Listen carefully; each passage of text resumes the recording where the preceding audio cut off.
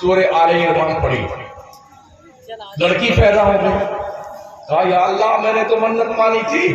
جو پیدا ہوا تیرے گھر کے لیے وقت کر دوں، سوچا تھا کہ لڑکا پیدا ہوگا، میرے مالک یہ تو لڑکی پیدا ہو گئی ہے، لڑکی لڑکے کی طرح ہوتی نہیں ہے، اس کے کچھ دن ایسے آتے ہیں مہینے میں جو اللہ تیرے گھر میں رہنے کے لائق نہیں رہے گی، تو پروردگار یہ کیا کروں میں؟ اللہ کی طرف سے انفارمیشن آئی تو نے منت مانی تھی، تو اپنے بچی کو ہمارے گھر بیت المقدس میں ڈال دے، وقت ہم جانے ہمارا گھر سبحان اللہ۔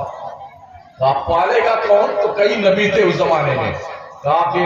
ایک نے کہا ہم پالیں گے، دوسرے نے کہا ہم پالیں گے، تیسرے نے کہا ہم پالیں گے، نتیجہ یہ ہوا مخاصمہ شروع ہو گیا،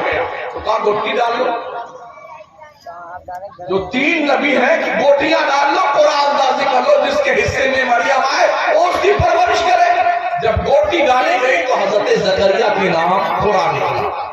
تو ان کو حضرت زکریا جو تھے حضرت مریم کے رشتے میں خالو لگتے تھے، انہوں نے اٹھایا مریم کو اور بیت المقدس کے محراب میں جا کر کے رکھ دیا، چھوٹی سی تھی، لیکن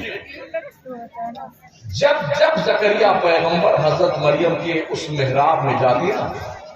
تو اللہ جانتا کیا ہوگا؟ کلما دخل علیہا زکریا المحراب وجد عندها رزقا،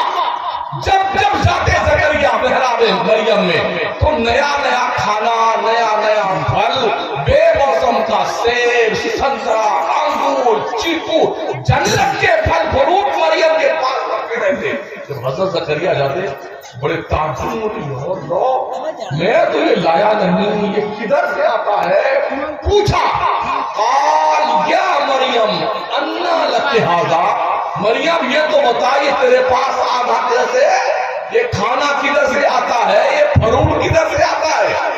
حضرت مریم نے کہا قالت ہوا من عند اللہ، او اللہ کے نبی زکریا یہ میرے رب کی طرف سے میرے پاس آتا، سبحان اللہ، سبحان اللہ، میرا اللہ بھیجتا میرے پاس میں، یہ نبی نہیں ہے، ولیہ ہے، ولیہ، بے شک اللہ ان کے کھانے کا انتظام کرتا ہے۔ حضرت زکریا اس وقت تک ان کے کوئی اولاد نہیں ہوئی تھی، بوڑھے ہو گئے تھے، کوئی بچہ نہیں پیدا ہوا تھا، جب انہوں نے دیکھا کہ بغیر موسم کا پھل اللہ مریم کو کھانے کو دیتا ہے، تو اگر اللہ کرم فرمائے تو اس بڑھاپے میں میرے اولاد ہو جائے گا،